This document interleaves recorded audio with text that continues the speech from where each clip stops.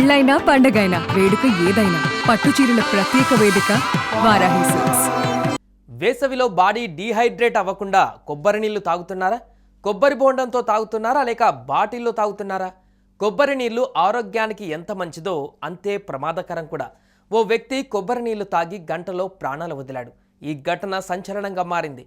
దీంతో ఇప్పుడు కొబ్బరి నీళ్లు ఎలా తాగాలి, ఎప్పుడు తాగాలి అన్న ప్రశ్నలు చాలా మందిలో తలెత్తుతున్నాయి. కొబ్బరి నీళ్ళని సరైన పద్ధతిలో స్టోర్ చేయకపోతే చాలా ప్రమాదకరం అంటున్నారు.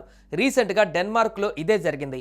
69 ఏళ్ల వ్యక్తి కొబ్బరి నీళ్లు తాగి తీవ్ర అస్వస్థతకి గురయ్యాడు.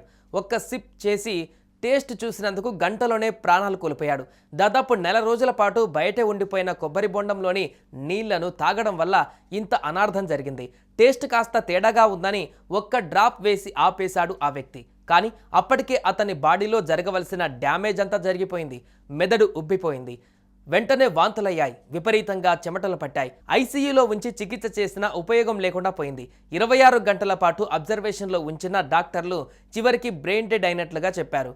కోకోనట్ వాటర్ని సరైన పద్ధతిలో స్టోరేజ్ చేయకపోతే ప్రాణాలకే ముప్పని చెప్పడానికి ఈ ఘటనే ఒక ఎగ్జాంపుల్.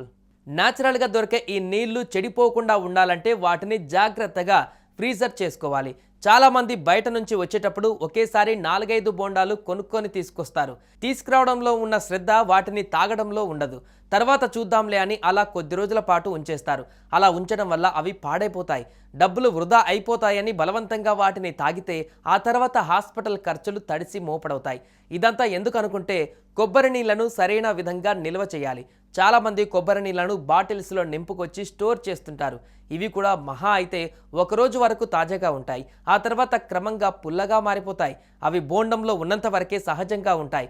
వాటిని ఇలా బయటకు తీస్తే ఎక్కువ సమయం ఫ్రెష్గా ఉండేందుకు ఆస్కారం ఉండదు. కోకోనట్ వాటర్ ఎప్పటికప్పుడు తాజాగా తాగడమే చాలా బెటర్.